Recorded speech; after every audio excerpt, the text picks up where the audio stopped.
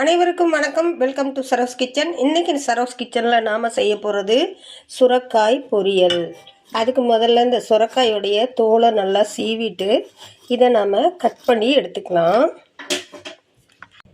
இந்த சுரைக்காயை அறியும் போது நீங்கள் பார்த்தீங்கன்னா பிஞ்சியா இல்லை முத்துனதான்னு தெரியும். முத்துனதுன்னா விதைகள் ரொம்ப அதிகமாக இருக்கும். இப்போ நாம் இதை கட் பண்ணிக்கலாம்.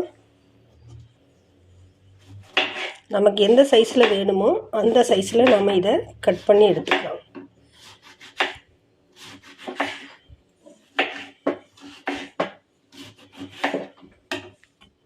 இப்போ பாருங்கள், சுரைக்காயை நான் நல்லா பெருசாகவே கட் பண்ணியிருக்கேன். பொரியல்ன்றதுனால தான் இதை பெருசாக கட் பண்ணியிருக்கேன். இதை எப்படி குக் பண்ணலான்றதை நம்ம இப்போ பார்க்கலாமா? கடாயை சூடு பண்ணிவிட்டு 2 டீஸ்பூன் எண்ணெய் விட்டுக்கலாம்.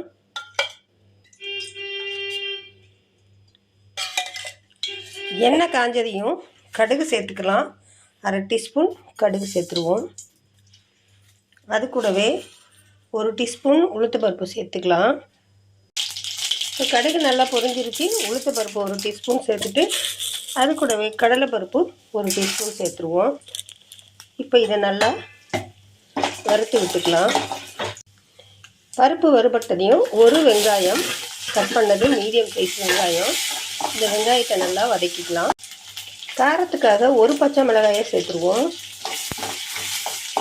வாசனை போனதையும் நம்ம கட் பண்ணி வச்சுருக்க சுரைக்காயை சேர்த்துருவோம். சுரைக்காயில் நம்ம கூட்டு செய்வோம், சாம்பார் செய்வோம், பொரியல் செய்ய மாட்டோம் இல்லையா? இப்போ பொரியலும் செய்யலாம். எல்லாருக்கும் ரொம்ப பிடிக்கும், ரொம்ப டேஸ்ட்டாகவும் இருக்கும்.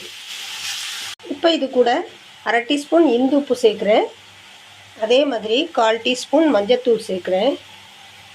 இப்போ இதை நல்லா கலந்து விட்டுட்டு மூடி வச்சு ஒரு 5 நிமிஷம் குக் பண்ணிக்கலாம். இப்போ இதை ஓப்பன் பண்ணி பார்க்கலாம். காய் பாருங்கள், நல்லா சுருங்கிருச்சு.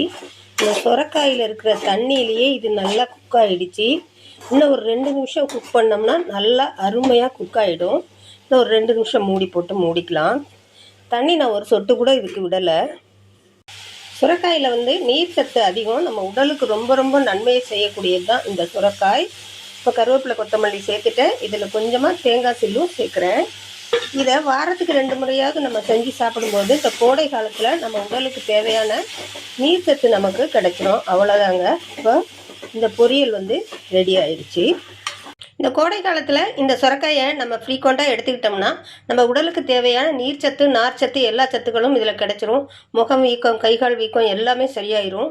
இந்த வீடியோ உங்களுக்கு பிடிச்சிருந்துச்சுன்னா லைக் பண்ணுங்கள். உங்கள் ஃப்ரெண்ட்ஸ் அண்ட் ஃபேமிலிக்கு ஷேர் பண்ணி கமெண்ட் பண்ணி சப்ஸ்கிரைப் பண்ணுங்கள். தேங்க்யூ.